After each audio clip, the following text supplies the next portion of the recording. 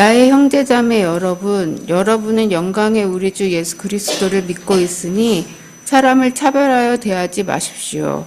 이를테면 여러분의 회당에 화려한 옷을 입은 사람이 금반지를 끼고 들어오고 또 남루한 옷을 입은 가난한 사람도 들어온다고 합시다. 여러분이 화려한 옷차림을 한 사람에게는 특별한 호의를 보이면서 여기 좋은 자리에 앉으십시오 하고, 가난한 사람에게는 당신은 거기 서 있든지 내 발치에 앉든지 하고 말하면 바로 여러분은 서로 차별을 하고 나쁜 생각으로 남을 판단하는 사람이 된 것 아니고 무엇이겠습니까? 사랑하는 형제자매 여러분, 들으십시오.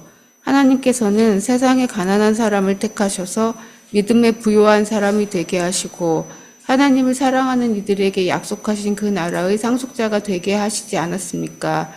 그런데 여러분은 가난한 사람을 업신여겼습니다. 여러분을 압제하는 사람은 부자들이 아닙니까? 또 여러분을 법정으로 끌고 가는 사람도 부자들이 아닙니까? 여러분이 받드는 그 존귀한 이름을 모독하는 사람도 부자들이 아닙니까? 여러분이 성경을 따라 내 이웃을 내 몸같이 사랑하라는 으뜸가는 법을 지키면 잘하는 일입니다. 그러나 여러분이 사람을 차별해서 대하면 죄를 짓는 것이요, 여러분은 율법을 따라 범법자로 판정을 받게 됩니다. 누구든지 율법 전체를 지키다가도 한 조목에서 실수하면 전체를 범한 셈이 되기 때문입니다. 간음하지 말라 하신 분이 또한 살인하지 말라고 말씀하셨습니다. 어떤 사람이 간음은 하지 않는다고 하더라도 살인을 하면 결국 그 사람은 율법을 범하는 것입니다. 여러분은 자유를 주는 율법을 따라 앞으로 심판을 받을 각오로 말도 그렇게 하고 행동도 그렇게 하십시오.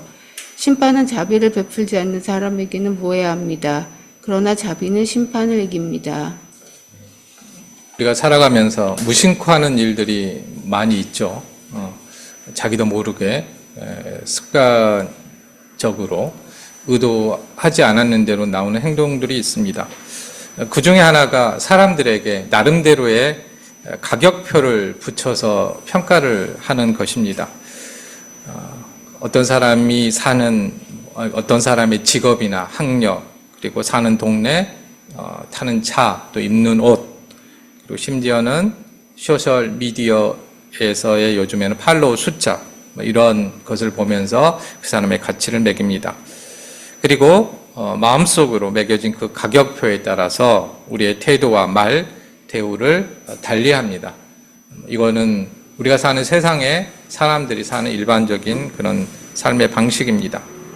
그런데 이 세상의 방식이 어느새 교회 안에도 깊숙이 스며들었습니다. 만약에 우리 교회에 어떤 사람이 방문한다고 한번 상상해 보면요, 예를 들어서 한강 작가나 봉준호 감독이나 이런 사람들이 왔을 때와 아니면 이 동네 한 주민이 왔을 때 솔직히 우리는 누구에게 더 마음이 끌릴까요? 그리고 누구에게 더 좋은 자리를 내주고 싶어 할까요? 2000년 전에 야고보는 바로 오늘날과 똑같은 문제를 겪고 있었던 초대교회 편지를 썼습니다. 그들은 입술로는 예수님을 주님이라고 고백하면서도 그들의 손과 발은 세상의 가격표를 따라서 사람을 대하고 있었습니다. 야고보는 오늘 본문 말씀을 통해서 바로 이 문제에 대한 분명한 답을 제시하고 있습니다.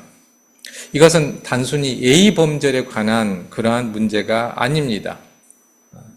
이것은 우리의 믿음의 본질, 우리가 과연 누구를 예배하고 있는지에 대한 근본적인 질문입니다.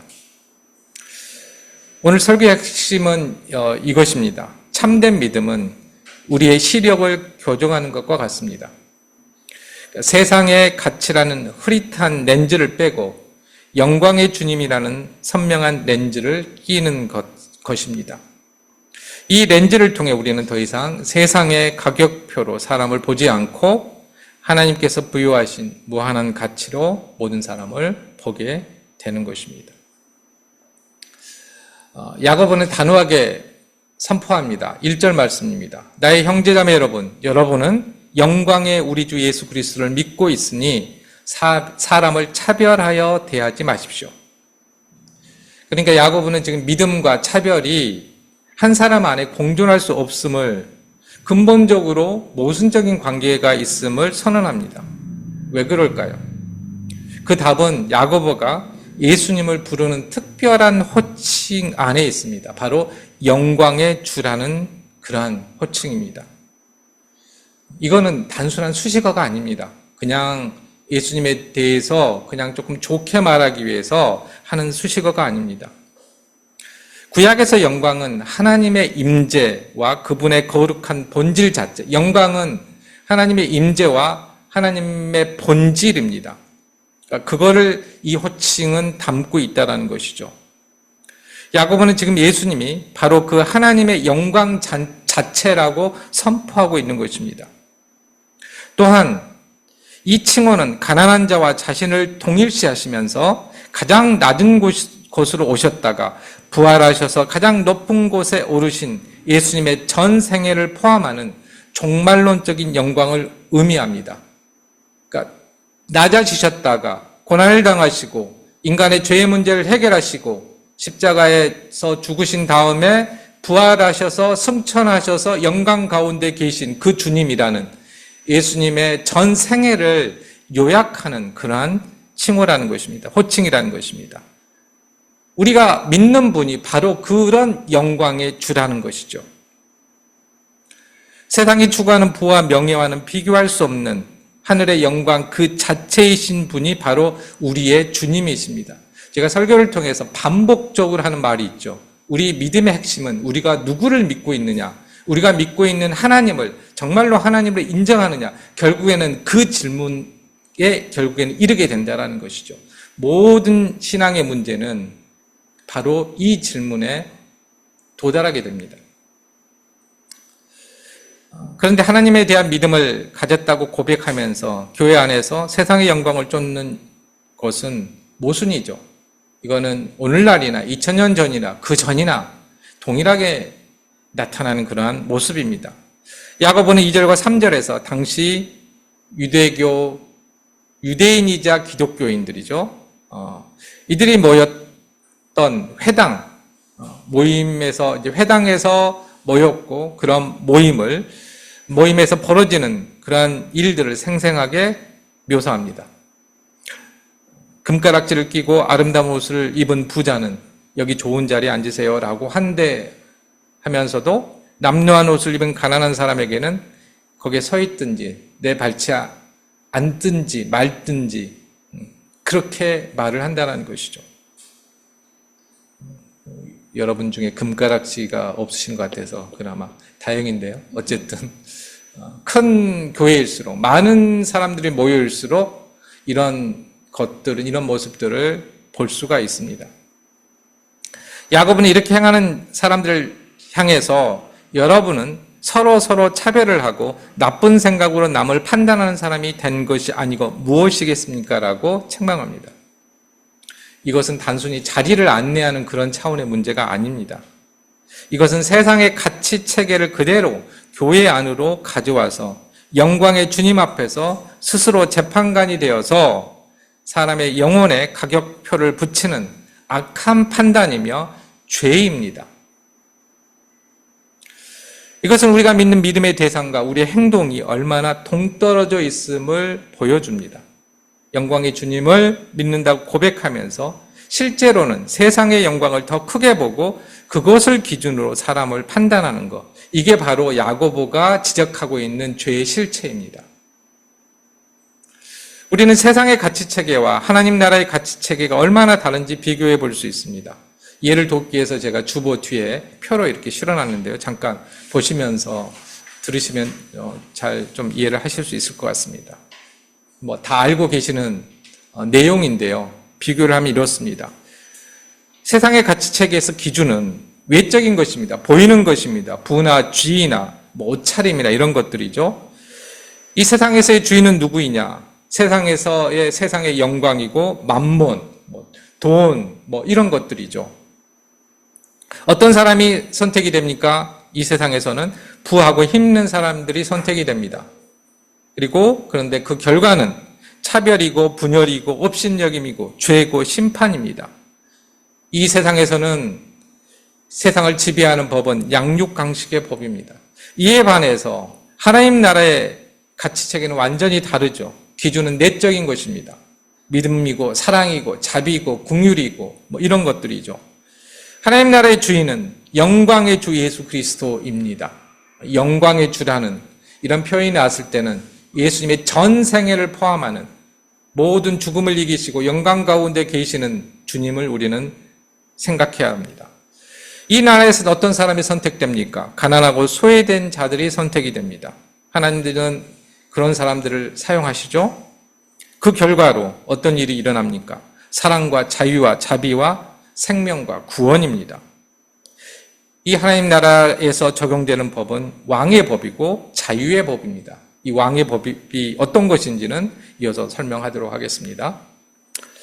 2007년 1월 12일에 세계적인 바이올리니스트 조슈아 벨, 제가 잘 모르는데요. 아무튼 찾다가 찾았습니다. 조슈아 벨이 워싱턴 DC 한 지하철역에서 청바지 차림에 티셔츠를 입고 모자를 쓰고 야구 모자를 쓰고 약 43분 동안 클래식 음악 6곡을 연주를 했습니다. 어떤 실험 때문에 그렇게 한 건데요.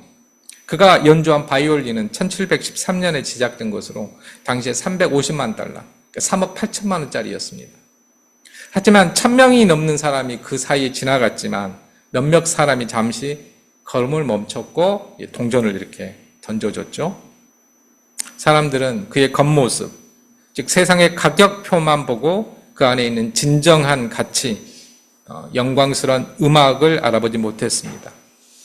우리도 크게 다르지 않습니다. 교회 안에서 세상의 영광에 눈이 멀면 하나님께서 귀하게 여기시는 영혼의 가치를 바로 우리 곁에 있는 영광의 주님께서 선택하신 사람들을 알아보지 못한다는 것입니다. 우리는 우리 자신에게 솔직하게 질문해 볼 필요가 있습니다. 나의 좋은 자리는 누구를 위해서 비워져 있습니까? 나의 좋은 자리는 나마저 앉지 않는, 그래서 비워놓은 그 자리는 누구를 위해서 비워놨습니까? 많은 교회들이 영향력 있고 소위 성공한 사람에게 무의식적으로 더 많은 시간과 관심을 쏟고 있습니다. 반대로 소외된 가난한 사람들, 단순히 경제적으로 빈곤한 사람뿐만 아니라 상처 입은 사람들, 비주류의 사람들, 약한 사람들을 어떻게 대하고 있습니까?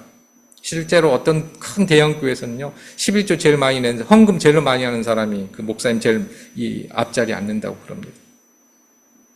그리고 액수에 따라서 사람이 바뀐다고 그러죠.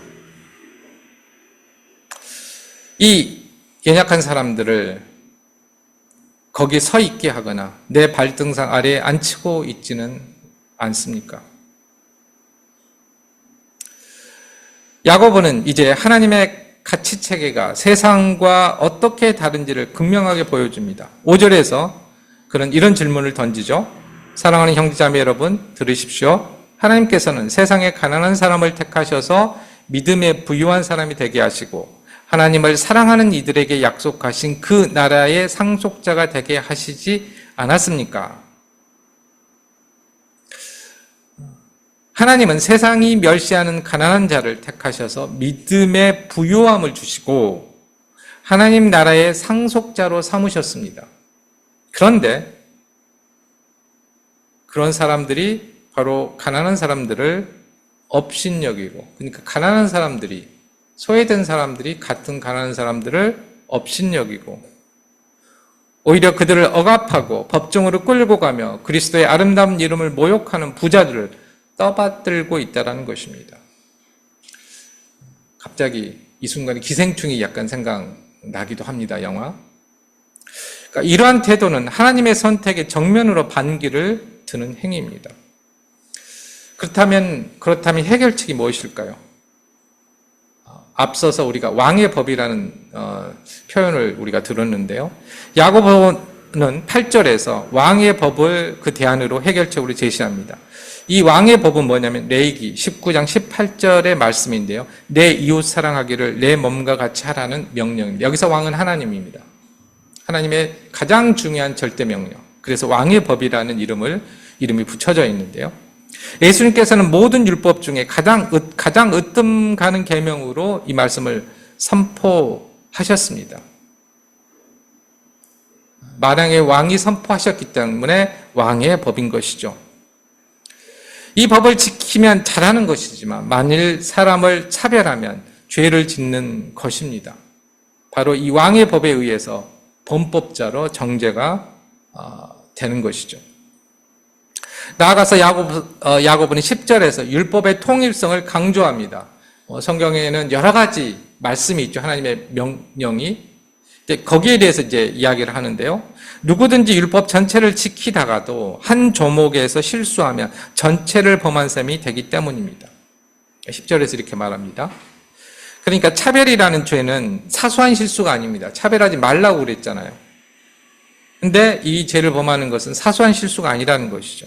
그것은 율법 전체를 주신 하나님 권위 자체에 대한 도전입니다. 그러니까 다른 계명을 지켰더라도 차별을 하면은 전체 계명에 대해서 어쨌든 하나님의 율법을 지키지 않은 것이 된다는 것입니다. 여기서 야고보는 우리를 12절 말씀으로 인도합니다. 여러분은 자유를 주신 율법을 따라 앞으로 심판을 받을 각오로 말도 그렇게 하고 행동도 그렇게 하십시오. 여기서 의문이 하나 생기죠. 율법이 과연 우리를 자유롭게 할 수 있겠는가? 오히려 우리는 율법이 우리를 얽맨다라고 생각을 하고 그렇게 배워왔습니다. 그러나 그렇지 않다라는 것입니다. 참된 자유는 규칙이 없는 상태가 아니라 우리가 이걸 방임이라고도 하죠. 규칙이 없는 상태가 아니라 창조된 목적대로 살아갈 수 있는 능력, 이게 참된 자유라는 것입니다. 원래 인간이 창조된 그 모습 그대로, 그 목적 그대로 살아갈 수 있는 능력이 자유라는 것입니다.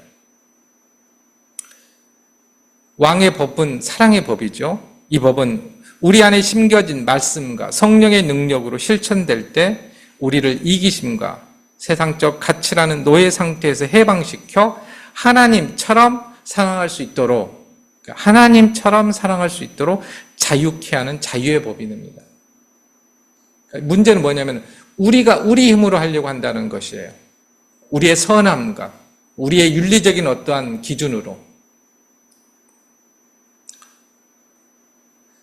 이 자유의 법은, 그러니까 율법의 사랑의 법이 자유의 법이 되기 위해서는 우리는 누가 이 율법을 완성했는지에 대해서 우리가 알 필요가 있습니다. 예수님을 통해서 이 율법이 완성되었습니다. 우리는 이웃사랑을 너무나 추상적으로 생각하는 경향이 있습니다. 그러나 오늘 본문은 이웃사랑의 첫걸음이 바로 차별하지 않는 것임을 명확하게 말하고 있습니다.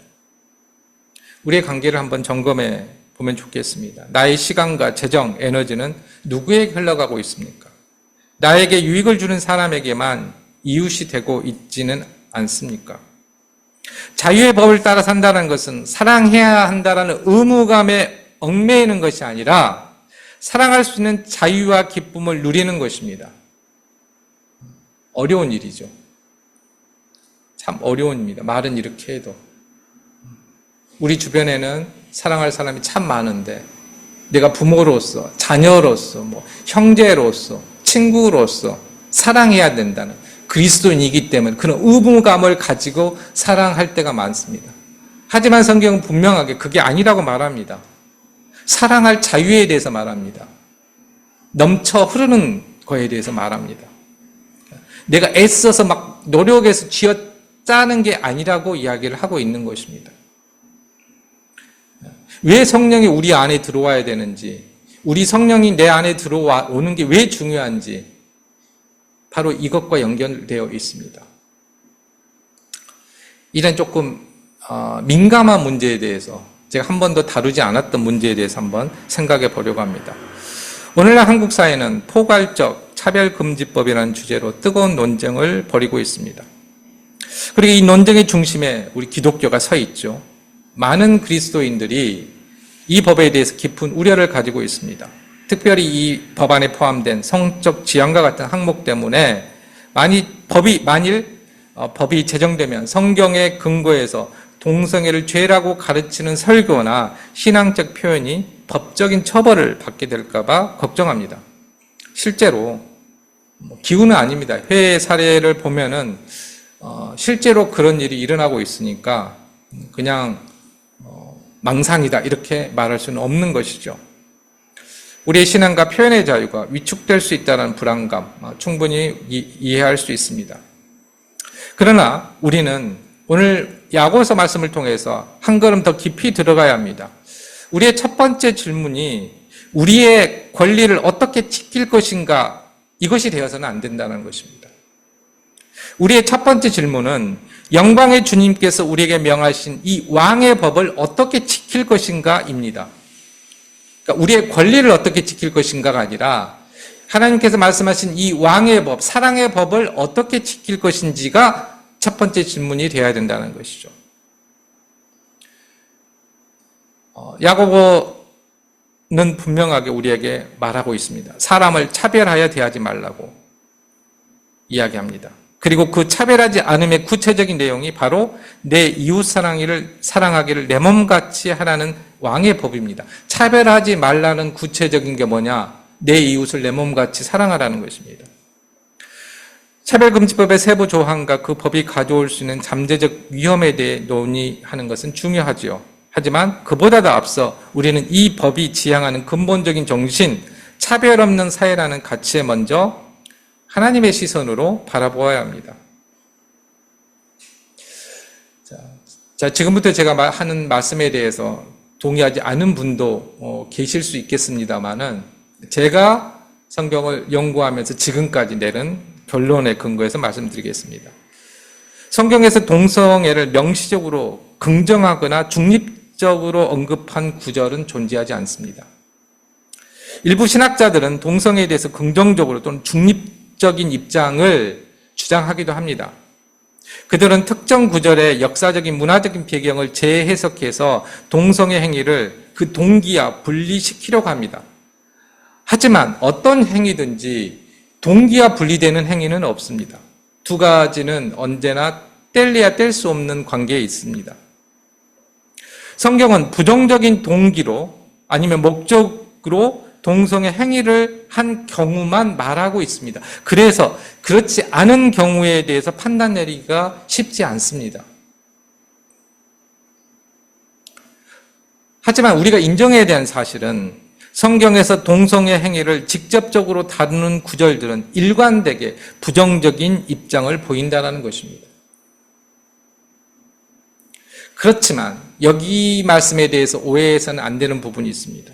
동성애가 다른 모든 죄 중에 으뜸이다거나 시기나 거짓말이나 분노나 이런 죄들보다 더 큰 죄라고 말하고 있지 않다는 것이죠. 또 동성애를 큰 죄라고 말하며 비난하는 사람의 주장 가운데 하나는 뭐냐면 창조 질서를 파괴하기 때문에 더 큰 죄다라고 이야기를 합니다.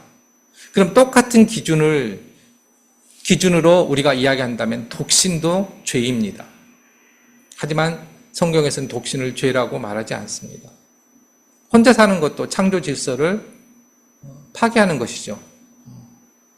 만약에 동성애가 창조 질서의 파괴이기 때문에 더 큰 죄라고 말한다면 그렇다는 것입니다. 우리가 이 문제를 생각할 때 더 중요한 게 있습니다. 동성애가 죄이냐 아니냐라는 것보다 더 중요한 일이 있습니다. 그것은 동성애 행위를 죄로 간주한다고 하더라도 성경은 동시에 모든 인간은 하나님의 형상대로 지음받은 존귀한 존재이며 어떤 이유로든지 차별받아서는 안 된다고 가르치고 있다는 사실입니다. 핵심은 의인만 차별받아서는 안 된다는 것이 아니라 죄인도 차별받아서는 안 된다는 점입니다. 그래서 우리는 여기에서 중요한 구분을 해야 됩니다. 죄에 대한 동의와 죄인에 대한 차별 금지는 전혀 다른 문제라는 것이죠.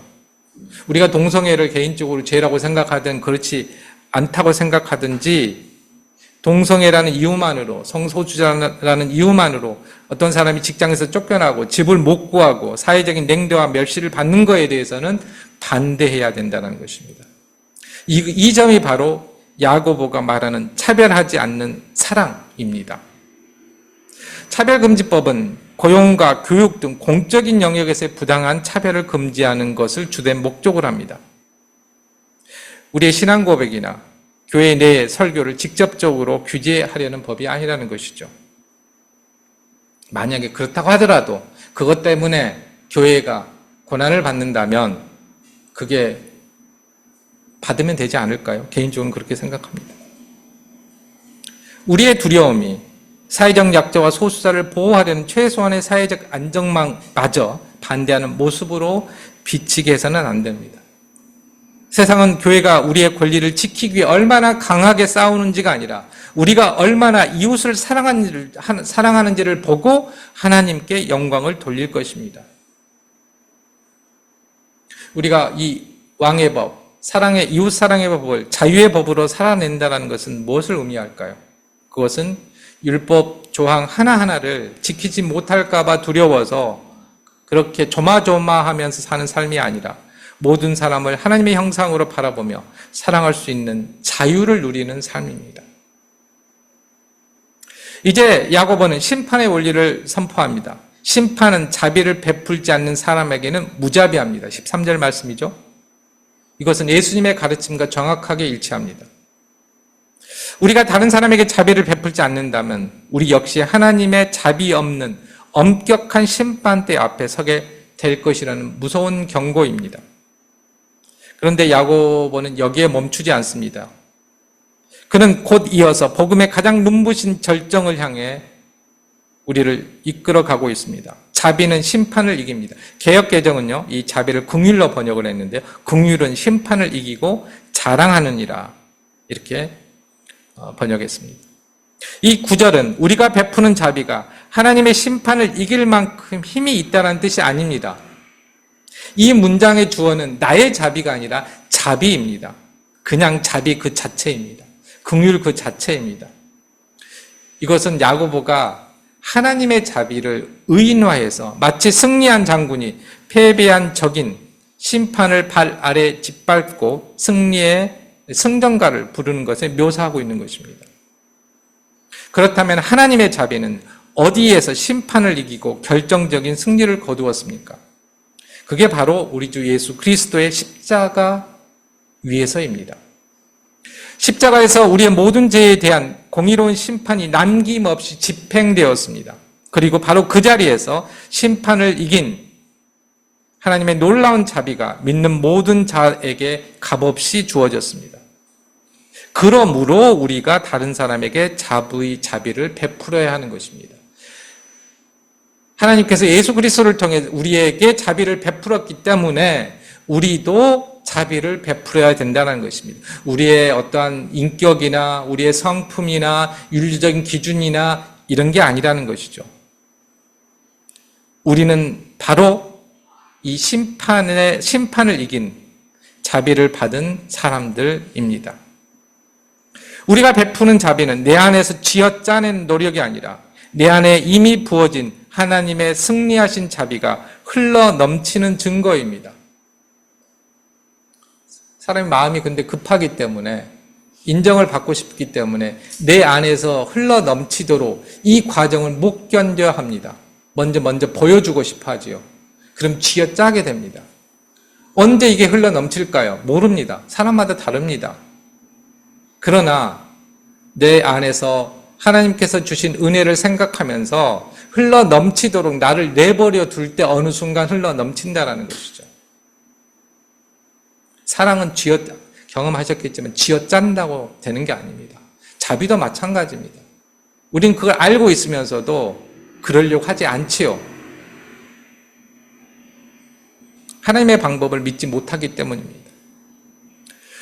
우리는 모두 자비 없는 심판을 받아 마땅한 죄인들이었습니다. 그러나 우리는 심판을 이기는 자비를 선물로 받았습니다.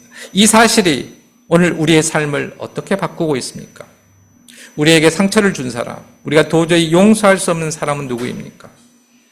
그들을 향한 우리의 마음은 자비 없는 심판입니까? 아니면은 심판을 이기는 자비입니까? 이제 오늘 말씀을 정리하겠습니다. 4가지 크게 말씀드렸습니다. 첫 번째로 우리는 믿음과 모순되는 차별이라는 죄의 실체를 보았습니다. 세상의 영광이 아니라 우리를 위해 가난하게 되신 영광의 주님이 우리의 유일한 기준이 되어야 합니다. 두 번째로 우리는 왕의 법인 사랑을 실천할 때 비로소 우리를 자유케 하는 자유의 법을 온전히 이룰 수 있음을 배웠습니다. 세 번째로 우리는 차별금지법과 같은 세상의 법 앞에서 두려움이 아니라 더 높은 사랑의 법으로 모든 사람을 품어야 할 책임과 또한 특권을 가졌음을 확인했습니다. 마지막으로 이 모든 실천의 동력은 우리 자신의 노력이 아니라 우리를 향한 하나님의 심판을 이기는 자비에서 나온다는 사실을 우리는 깨닫게 되었습니다. 결국 야고보가 전하는 메시지는 이것입니다. 우리의 눈을 바꾸라는 것입니다.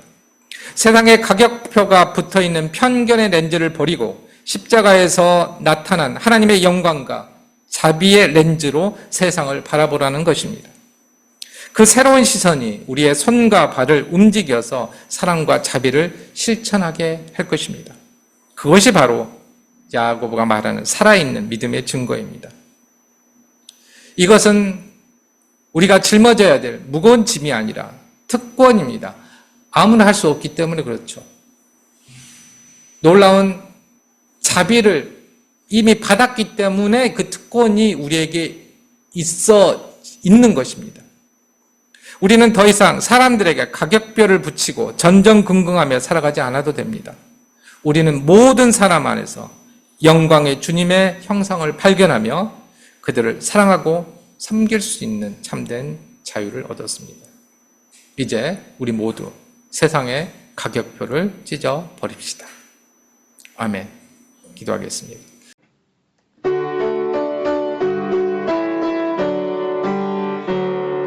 주여 우리 축복하소서. 당신의 평화를 주소서. 우리 위에 주의 손으로 주여 잡아주소서. 어두운 세상에